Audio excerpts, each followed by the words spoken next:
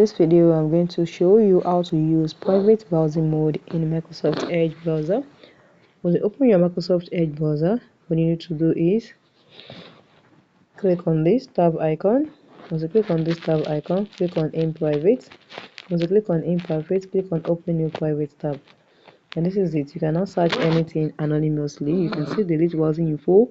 Everything will be deleted once you use this import browsing. In private browsing does delete your browsing. You can see prevent also being search for me associated with you, hide your privacy, everything. That's why you use your browser in private. Not it's going to see you anonymously. It's going to detect that you're the one using the browser for now, and everything you do will be deleted immediately you leave it. So how do you turn it off? Just click on X6 in private mode.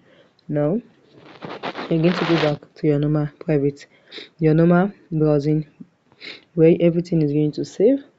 So guys, if you found this video helpful, smash the like button, drop a comment and subscribe.